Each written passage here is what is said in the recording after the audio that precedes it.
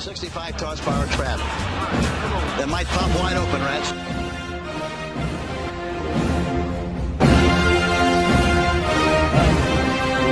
Kansas City Chiefs absolutely phenomenal.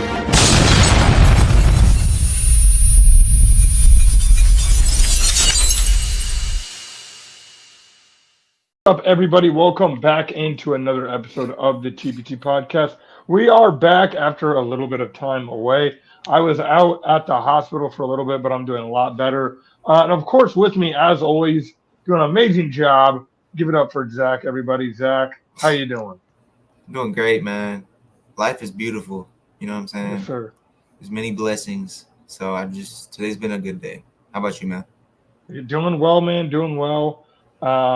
Looking forward to some Chiefs football here and just talk some Chiefs football. It's like as the season gets closer, I kind of felt like after the Super Bowl, I was kind of just like, yeah, whatever. The Chiefs won it, and it was just kind of not really like that super high. Obviously, I was happy for my team to win the Super Bowl, but as we kind of just get closer to the draft, and it's like you kind of have a roster that's forming, I'm kind of like, okay, I'm kind of getting more excited. I'm kind of really missing like just Sundays. Chiefs football. I've watched a little bit of the UFL, but I'm still just wanting that like Chiefs football, and obviously we're going to get into a lot of things that's been going on. We're going to address the stadium, what's been going on with that. We're going to address Rashid Rice, of course. I know since we've been gone, we've not been able to talk about that. We're going to get into we talked a little bit about Chiefs going to go international and getting the international player and bringing them over here. So we're going to get all that. And, of course, the NFL draft, we're going to get into that. The first thing, Zach, I kind of wanted to get out of the way is I kind of got to peel that nasty Band-Aid off is Rashid Rice. What's going on with our boy Rashid Rice? I mean, kids get into trouble. How old is he? 24, maybe 25 years old. 23 maybe. Yeah. I mean, I know he was old coming out, but I mean, the kid is going to make a mistake, and most kids do make one mistake. And the good thing about, mistakes is that you learn from them. Just like you learn from success, you learn even more from failure.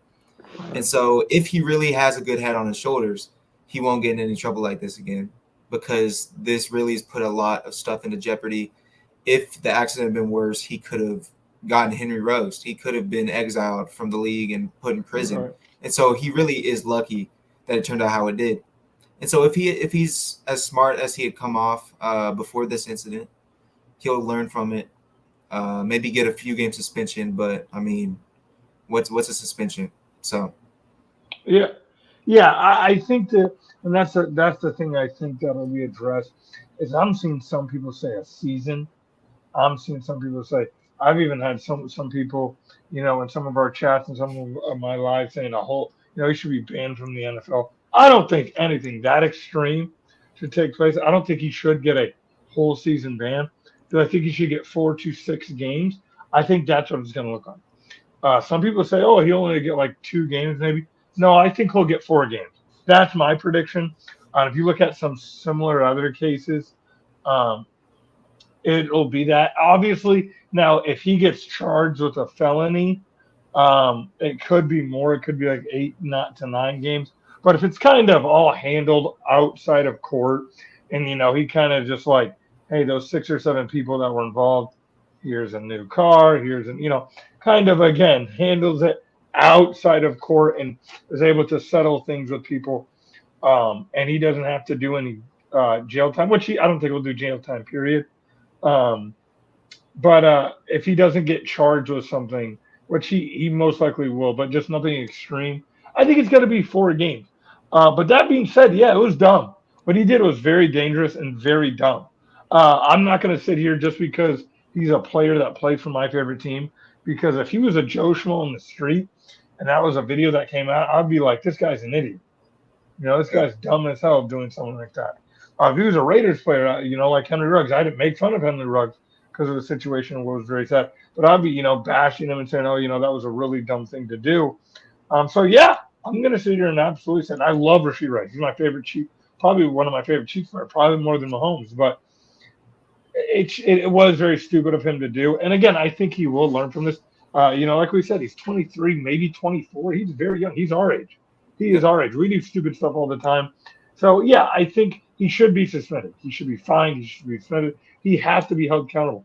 Some people are saying, "Oh, they should just fine him and then that's it." No, no, Chiefs fans, listen. He should absolutely have discipline for what he did. You cannot be that reckless. And again, I wouldn't have minded if he would have caused the wreck. It was dumb. He's racing on the streets. But the fact that he left the scene of the crime, that was the big no-no for me. So I do think he should be suspended some games. Yeah, absolutely. I mean, when I hear that type of news about a Chiefs player, I really don't look at it too different than any other player because as much as I care about our players, we'll be fine without a player on a suspension. And so really, I just want for the punishment, whatever it is, to make an impact so that Rasheed won't get in that type of trouble. And it's the same with any other player. And so, yeah, the situation sucks, but hopefully we're lucky no one's hurt. Hopefully Rasheed, just doesn't do that again, and then we can move on. So, yeah, I don't think he's the type of guy where this is like a pattern. I mean, we did see what Frank Clark have Uzis in the back of his car, and he got, I think, a 2-game suspension. Or maybe it was 4, but 2. I think it was 2 to 4 game suspension. So again, the people are saying it's going to be 8 to 9 for Rasheed Rice. I don't think it will. I don't think it'll be that many games. But I do think they will be fine without him. I think they're going to get a receiver in the draft. But now I think that, with just him being suspended, leaves another thing for kind of NFL fans and NFL Network and ESPN to kind of be like, the Chiefs are going to struggle the first part of the season without Rasheed Rice, without their number 1 receiver. And then they're going to go like 7-1. And then everyone's going to be like, oh my gosh, the Chiefs are still able to win. It's like, yeah, well, again, there's always going to be something that's supposed to set them back. But all in all, again, I think this is where it kind of leads into our next topic is the draft. Is this now where it's like the first round has to be a receiver, and 100% has to be a receiver in the first round? The way I think about it is the receiver class is very deep through the first few rounds. Oh, yeah. And it's also a solid tackle class. Now, the tackle class is a lot more top-heavy. Like, we might see 5 tackles in the top 20 picks. Like, that's a real possibility. Mm-hmm. And the defensive line class is good as well. And it really just depends on who is the best player available at those 3 positions. And I think if it's close between D-line, tackle, and receiver, I think they give those first 2 positions the nod. Just because in the second round, we still have a chance of getting a really good receiver that would be a top 5 to 7 receiver in any other year. And so that's how I'm looking at it. Yeah. I don't think it's like that Chiefs have to. I don't think they have to go get a receiver in the first round. It depends who's there. Because like you said, this is a deep class. Is there any names, if there was a certain receiver there at our pick where you're like, yes, you have to go with the receiver? Honestly, if we have to take a Brian Thomas if he falls to us, because it is very unlikely he falls to us. But the guys that are mocked around us, if there's a better tackle available or a better D lineman available, I don't think it's a must pick. A guy like McConkey, I like. Mm-hmm. I like a guy like A.D. Mitchell. Sure.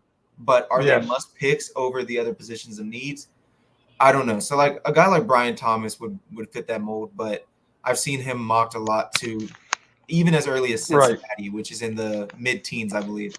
And so he's definitely not making it past Buffalo if he's there. And so honestly, I don't see many must picks. It really depends. Like, do the top tackles all get drafted? Same with the top D-line guys.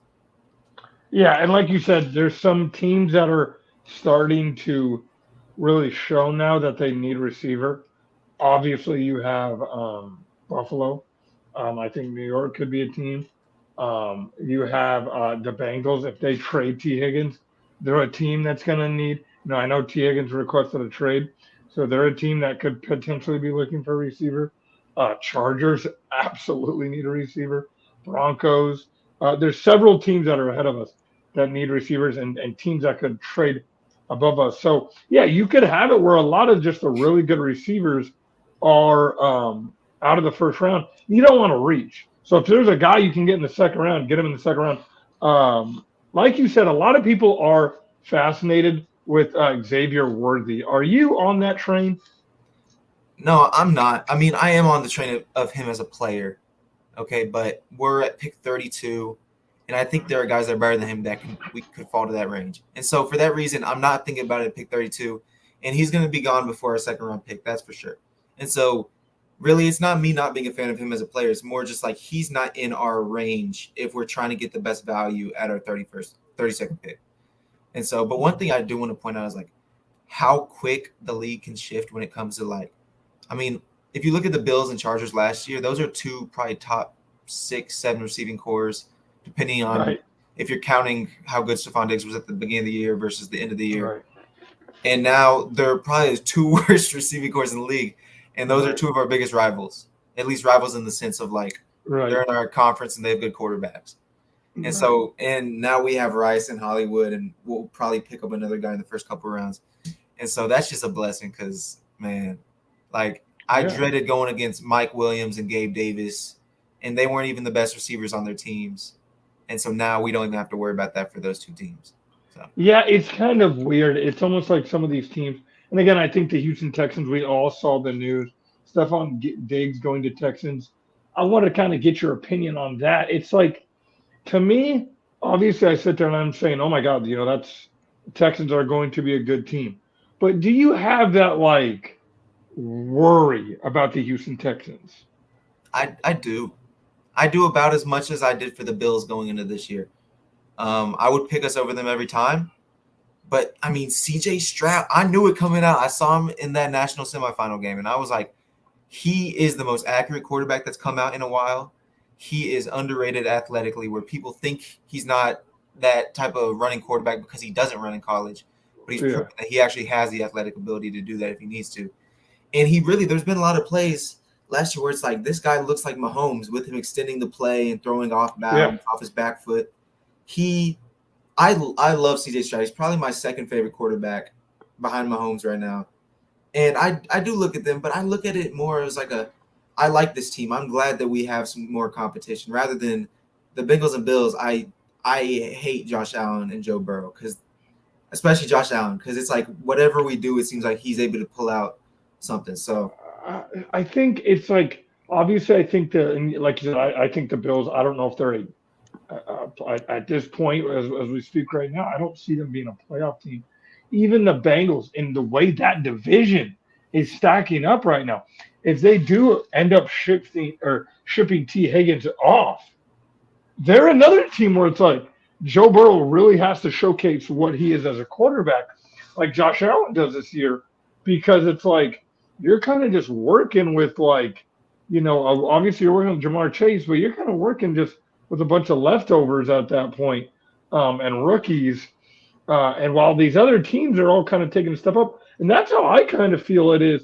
And, I could be wrong, but I feel like the Bengals and Bills are kind of taking a step back while you have the Texans and you have some of these other teams that are kind of Ravens, Browns. You have some of these other teams who are like, hey, we're kind of forming something here, and they're kind of taking a step up. And you may have this new kind of wave of teams in the AFC that are going to try to contend with the Chiefs.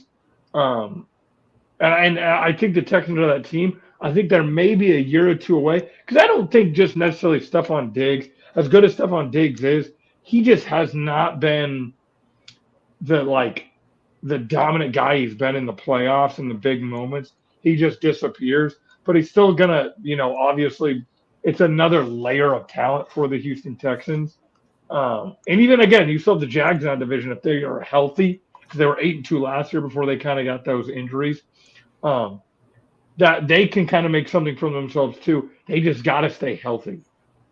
I'm not a Jags believer because I'm not. If you look at Trevor Lawrence compared to the other quarterbacks in the AFC, he's like probably below average, which is crazy to say. It's just our conference is stacked to the brim, or filled to the brim with quarterbacks. And Right. I honestly think that this is the most confident I've been going into a season about our own conference, not necessarily our team, but about us being able to win our conference since that 2020 season when we just like mopped the floor with everyone. Because and no, continue. I'm sorry. I mean, Houston, like you said, they are stacked, but there's a good chance they're a year or two away. I mean, they still have second-year head coach, second-year quarterback, on top of the fact that the Bengals defense is not what it was when they were our rivals. No. Their offense isn't either. No. Their O-line's better, but they're losing Boyd. Burrow, we don't even know if he can throw properly. I mean, we don't know about that wrist. Yeah, again, I would not be shocked if you look up and it's, the new year, and I know we're getting way ahead of ourselves, but you have the two biggest threats to the Chiefs, the two biggest thorn Chiefs side the last 2 years aren't in the playoffs. Yeah. You have, and it came at me in my, and my TikToks, my lives, and, some of my social media. Steelers got better, if you believe it or not. They were a playoff team with Mason Rudolph last year. They have their defense, and they still have some talent over there. The Ravens, they're the Ravens. They're going to be probably this. They're probably going to be the regular season. Yeah, they're going to be the second best, probably the best team in the AFC, and they're going to be the best team in their division. And then the Browns. You had Deshaun Watson, who was inconsistent, but still went 6-2 as a starter, and then beat Lamar Jackson and put up 40 points in Baltimore. And they're getting they didn't have Nick Chubb last year. They didn't have correct. Yeah. And they didn't have Nick Chubb, and you didn't have your best player on offense. So not only do the Cincinnati Bengals have the worst defense in that division, and maybe the third best offense in that division. Yeah. Maybe. And maybe the third best offense in that division. That's probably 3 top 5 defenses in that division that Joe Burrow's going to have to go against, coming off a wrist or elbow surgery, whatever it was, every single week. With the worst offensive line. Yes. And now they did make upgrades with their tackles, getting Trent Brown, and they might actually have a decent line. But it's weird. They don't have horrible names on that offensive line. They just never can put it together.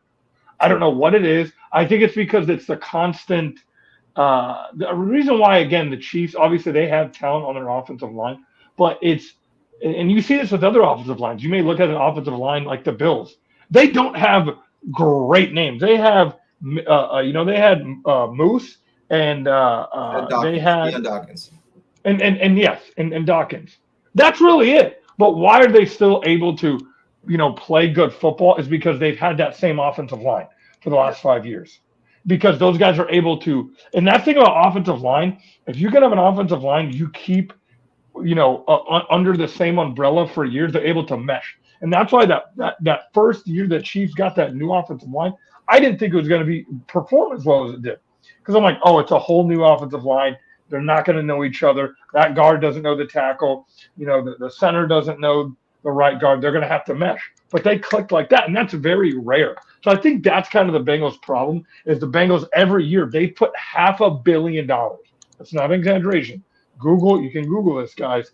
They put $500 million in their offensive line, and it has not been a top 15 offensive line the last couple of years. They put $500 million into their offensive line, and it just hasn't worked. So yeah, I think if you look at it, the two top teams that have been the thorn in the Chiefs' side potentially could have some trouble this season, because you have the Bengals in their division, what's going on, and then again, even in the Bills division, the Dolphins are always a great regular season team. Bring up the Jets. What are the Jets? The Jets won 7 games with Zach Wilson. And a lot of people are going to say, well, Aaron Rodgers is old and washed. The man was out of a boot within 2 weeks. I am not questioning that man's health. When he was out of a boot in 2 weeks. Now, is he going to be a 40 touchdown guy? He doesn't have to be. They have plenty of talent over there. They have a really good defense. They won 7 games. You're telling me they can't get to 9 to 10 wins with Aaron Rodgers? With Zach Wilson? I'm not even going to lie. I put a $50 bet on the Jets to win the Super Bowl. At plus 2,700, I would get over $1,000 if that. I think the Jets have a great opportunity to win their division. Patriots, no, I have no faith in the Patriots. Yep. But again, I think they're in 2 divisions where, again, you have the top 2 teams, and I think you're going to really see this year that there's going to be some new teams on the rise in the AFC. And of course, you're going to have your Chiefs, and that's kind of where I kind of wanted to wrap things up a little bit here. As we kind of close, is who are some of the guys where it's maybe not getting as much talk or as much hype, where you're saying this is what we really should be looking forward to this upcoming season? honestly, for me, it's still Rice, which is crazy to say because I mean he's been basically a viral figure since the Super Bowl. All the girls love him on TikTok. He killed it during the playoffs, and he got obviously in this drama. But we did not see Rashee Rice. He's a slot guy, okay. We did not see Rashee Rice with an actually capable field stretcher like Marquise Brown is going to be. We saw him with MVS, who teams basically were like, okay, we'll put our guy on you, and he'll run with you, and we know he's not even going to throw you the ball, so it doesn't matter. And so our offense struggled partly because we just didn't have that field stretching that we normally do when we had Tyreek Hill, Watkins, when Hardman was a 800-yard receiver his first year. And so I'm looking at that, I'm saying he's going to eat. He's going to eat like Kelsey used to eat because Kelsey, we saw him take I don't want to say a step back because in the playoffs he turned it on, but we took some off his load last year. And I expect that to happen again. He's about to be 35 years old. And so Rashee Rice is going to go for 1,200, 1,250, easy. Yeah, I still think, even if he misses, 2 or 3, 2 games, 4 games, whatever it may be, he could be 1,000-yard receiver. And I think Hollywood Brown, and we've seen a lot of people say, like, if Hollywood Brown can stay healthy, this offense, and that's what makes it so dangerous if you're another team, is this offense was the 7th ranked offense last year. You're probably going to have all the guys coming back you had last year. You're going to have Kelsey. You add Irv Smith to be a blocker. You have your running backs in the backfield. But now you're going to add probably and say the most popular guy, the most name that's been thrown out is Xavier Worthy. You could add a guy like Xavier Worthy. You could add one of these rookie receivers. Plus, you have what's on the roster right now. You're bringing your offense back in the top 3, plus a top 5 defense. I don't know if they're going to be the number 2 to 3 ranked defense again this year with losing Snead, but I don't think they're going to fall out of the top 5 because they lost Snead. I know you still have McDuffie, you still have Watson. Everyone but Gay and Snead. That's it. Everyone. Right. And I mean, and we can easily not replace what Snead did last year, but we can replace Snead. Okay. Now, there's no replacing what he did last year. It was Revis-esque. Right. Yeah, it was. There's still veteran cornerbacks that can still play that were that prototypical, just like, put me on your best guy. They're still out there. There's Stephon Gilmore. There's Xavier Howard. And so they're not near, especially Howard, they're not near Snead's level at this point. But a signing like that can, for the most part, fill what he's been for the last few years. And in the draft, we still can get a better D lineman, improve our pass rush. I mean, sky's the limit with the Chiefs because there's been no offseason where we've come out and we've been like, oh, we're in cap hell. We have to do this. We have to cut this many guys. And we need to somehow figure it's like Beach has a well-oiled machine where he knows what's going to happen 3 years in the future. And he knows, I'm going to re-sign this guy. I'm going to trade this guy and I'm going to draft this guy with this pick. And that's why we're the Chiefs. So, Yeah, I 100% agree. I think the Chiefs have made the right move. And the way that Spags has been just dialing things up as a defensive coordinator, where he's been able to get pressure, you're able to get Chris Jones back. And the guy I really think is going to take a huge step up, and you're going to see a monster this year, is George Karlaftis. He tied the team with, I think, 11.5 sacks this year. Yeah. I think, or 10.5. It was 10.5. Yeah. I think he's going to take a huge step up. I think he can get into the teens with sacks this year. And I think he's going to do very, very well. It just every year I feel like his first year he did well at the end of the season.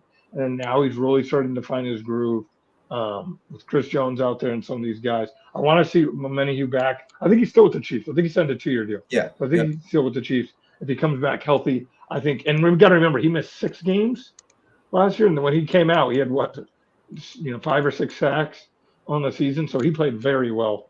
And I want to see them bring back Mike Dana. I know he's still out there. We re-signed him. Okay, they re-signed Mike Dana. Perfect. Okay. 3 years, $24 million. Oh, okay. Wow. Yeah. Well, he's going to have to play $24 million type play this year, and he did play great. He was leading the team in sacks for the first part of the season. He did very, very well. So I like Mike Dana. I thought he had a very good season. And again, they brought back the guys. And that thing, a lot of Chiefs fans, some of them were upset we didn't go get all these guys. You got to you just won the Super Bowl. Bring back your roster. You don't have to go sign all these guys. That's not, it's not Madden. So I don't think you just need to go spend money to spend money. Real quick before we get out of here, last question I'll ask you. A third-round pick in Kadarius Toney for T. Higgins. Nope. Yes or no? I don't want T. Higgins. I've let you know that. I don't want that guy. He's good. I don't want him. He's good. Let him go somewhere else. If he leaves Cincinnati, that's enough for me. I don't need him. Exactly. I agree. Zach, any last thing you want to get off your mind here before we wrap it up?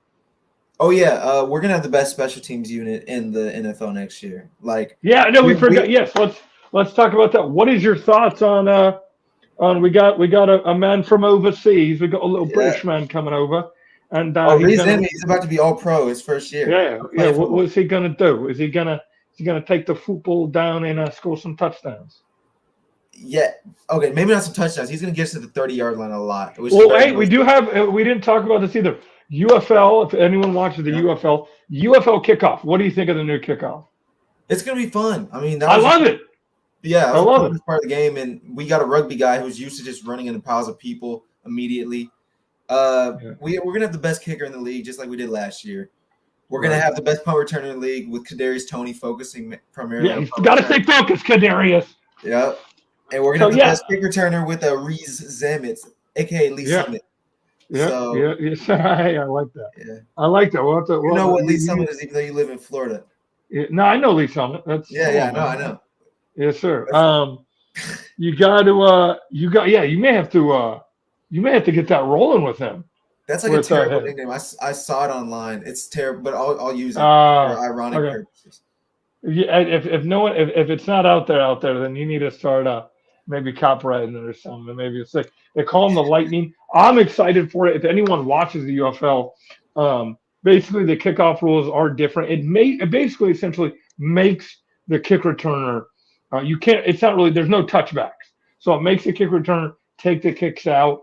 And if you watch the UFL, guys are getting to like the 25-yard line or 30-yard line like every single time.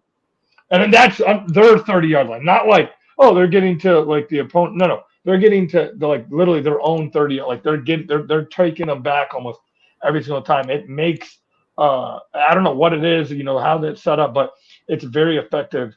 And it makes guys that are good at kick returning actually do their job. So you have Kadarius Toney, guys like that. This is going to be very helpful towards them. I think that's one of the reasons why they brought Zamet on is because, again, he doesn't take a practice squad spot away, and he's basically going to make the team no matter what, unless he's terrible, because he doesn't take a training camp spot away. You can add 92, and it doesn't take a practice squad spot away because he is an overseas player. So he's going to make the team. So to me, this is a win-win situation. I'm excited for it. I am too. Very excited. Yep, very excited. We're going to have I think he's British, a Brit. I know he has a British accent, but a Brit. Welsh. I'm actually not sure. Well, yeah, Welsh. I don't know what he is. No disrespect to him, but we're excited to have someone up from over beyond the way, extending the kingdom. Let us know what you guys think. He's Welsh. Yeah. Welsh. Okay. Let me know what you guys think of some of the moves the Chiefs have made. The draft, guys, it is a couple weeks away. So we wanted to know what the Chiefs need to do in each and every round. We may have a little video coming out where I kind of break down each and every round coming up. And guys, listen, we are going to have more consistent times. I know we're kind of posting as is during the off season. Some of my medical stuff, that's just how it works for us, best for us. But once training camp starts, we are going to be back on a regular schedule. But just posting as is right now. That'll do it for today's episode of the TBT podcast. We will see you guys next time.